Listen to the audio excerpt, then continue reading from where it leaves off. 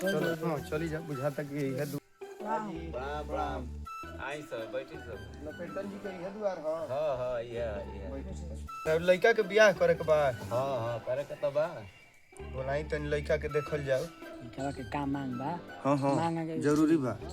अच्छा लड़का के का मांग बा जी अच्छा रह लइका से सलाह कर ले तनी का सलाह कहता कर तनी जाए के बा गाय गोर दुआर पे बड़ी सुनो सलाह करी हां आओ तनी सलाह क के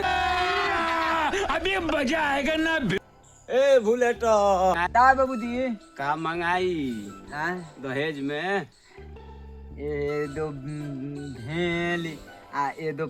पतिया अबे जल्दी बोल, कल सुबह पनवेल निकल। चलावे ना जाइए आ तो बहुरा है हवा का इहे कुल मांगे जाला दहेज में हाँ ये मनी है दा अल्लाह देर कल्याण तो एगो मोबाइल मान लिया कोई तरीका है भीख मांगने का? अच्छा ठीक है नहीं होला नहीं के हमार तो होगा को नाना मुंह हाथ कर पानी पी जा नहीं छे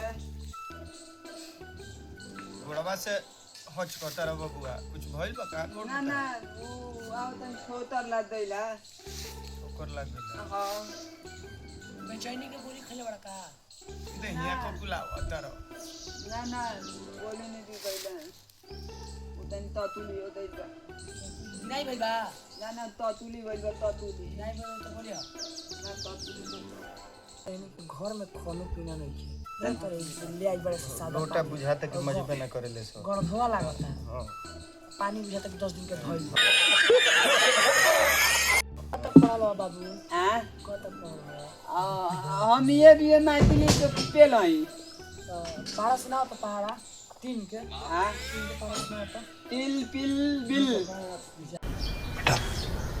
तुमसे ना हो पाएगा। सलाह हो गई हाँ लड़का का मांग बा एगो भेड़ हां ठीक नु आ एगो बकरी दे दे सब है तो भेड़ के संग बकरी थोड़ी चाची हाँ साइड में रही नु बकरिया बोको आ चाहिए एगो लड़का के ना हो तो मोबाइल दे दे सब है और कुछ के काम नहीं है उठा ले रे बाबा, मुझे अमीर को नहीं रे, ये दो गरीबों को उठा। अब अपन जैसन सलाह लड़का के वैसन देखन देखत लहबरे लइका भेड़िया बकरिया मोबाइल ली दिनाई भइल बा मार ककुलावता है कबो है ना ककुलावता कबो है ना ककुलावता चलो चलो चली जा मर देते नहीं ठीक बा प्रणाम ठीक बा प्रणाम तिल को हरु देखे लेटना के तिल को हरु बड़े से काम पागल का यात्रा सुनते के हमनी देखो ही नहीं कर सनावा चंधारी के दुनिया लोग का भैया लोग आइल लोग देखे प्रणाम गुलेटन जी के अभी तो आवत हैं जो पागल हमर दे अरे वो काहे खातिर वो लइका के माने देखत नहीं देहिए ककुलावत रहता है पैट खोलता हेने से कबो खोलता कबो हेने से सरकावता कबो गंजी खोलता भेट पागल हां बहुत बढ़िया हो पानी पिए खातिर गण धुआं लोता वो लेके जा रहा हो के ओनी के लगे ना मीठा बा ना घर मकान बा का बाबू कुछ नहीं जाने के कोनी है इनका से कुछ बा ना चलो चली चलो ठीक ठीक